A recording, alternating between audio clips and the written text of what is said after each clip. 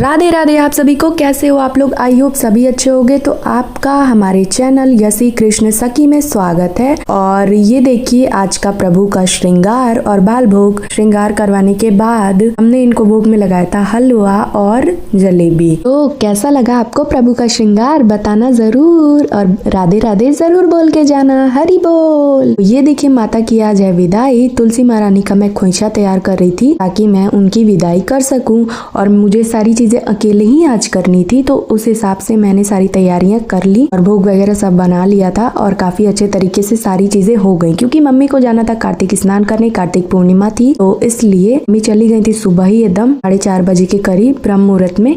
उसके बाद जो है हमने सारी तैयारियां की और मतलब भोग वगैरह बनाए, फिर माता रानी की विदाई भी कर दी। यानी कि जहाँ शालिग्राम जी होंगे जहाँ के, यानी अगर पड़ोस के हैं तो हमको तुलसी जी को भी वहीं भेजना होगा, अगर मंदिर के हैं तो हमें मंदिर में देना पड़ेगा। और उस तरह भी हम मंदिर में दे सकते हैं, लेकिन हम अपने घर में ही रख के पूजा करते हैं कि विष्णु भगवान हमारे घर के मालिक है और हमारे घर के सदस्य हैं। तो इसलिए हमने मंदिर में नहीं दिया और पूजा वगैरह खत्म हो गई तो हमने उनको अपने स्थान पर विराजमान करवा दिया। घर के अंदर ही हमारी तुलसी महारानी रहती है, मतलब जो बाहर का स्पेस है वहाँ पर, और विष्णु भगवान को तो मैं मंदिर में ही रखती हूँ। इस तरह से हमारी कुछ पूजा हुई, विदाई बहुत अच्छे से हो गई, अन्नदान हमने किया, मम्मी ने कार्तिक स्नान किया और हमने भी गंगा जल डाल के स्नान किया था सुबह। तो इसमें ये बहुत ज्यादा पवित्र महीना है तो इसलिए हमने सारी चीजें उस हिसाब से की। दीपदान किया, रोज हम दीपदान करते थे तो इसलिए, और मंगलवार और रविवार को हम तुलसी महारानी के पास दीपदान नहीं करते थे। इस वजह से ये सारी चीजें हो गई।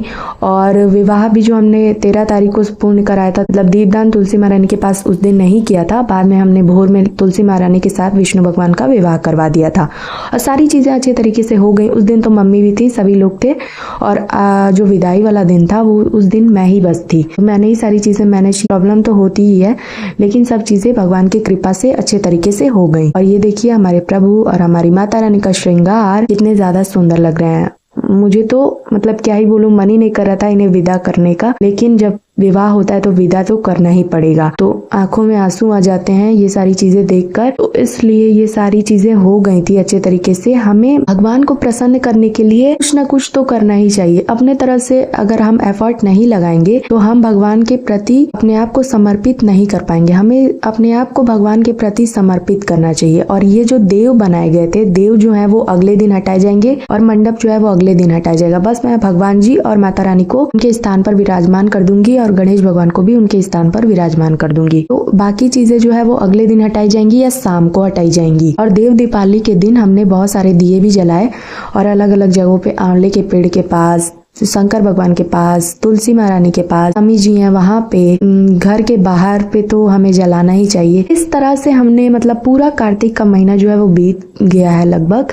तो इस तरह से जो आखिरी दिन था उसको हमने अच्छे तरीके से सेलिब्रेट किया। उत्साह और उमंग के साथ हम हर त्योहार मनाते हैं क्योंकि भगवान को प्रसन्न करने का इससे अच्छा मौका हमें नहीं मिल सकता। हमें नाम जाप ज्यादा से ज्यादा करना चाहिए और तुलसी माला पे हो सके तो नाम जाप ना ही करें, क्योंकि अगर आप तामसिक चीजें खाते हो तो इससे अपराध लगता है और बहुत ही पवित्र होता है। ये सारी चीजों का हमें ध्यान देना चाहिए। तो स्टार्टिंग में हमें काउंटर से ही नाम जाप करें या फिर चंदन या नीम की माला से। तुलसी माला से नाम जाप तभी करें जब आप पूर्ण रूप सात्विक आहार लेते हो और सात्विक आपका जीवन हो। इस तरह से आप कर सकते हैं।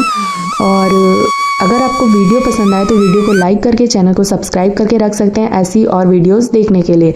राधे राधे, हरि बोल।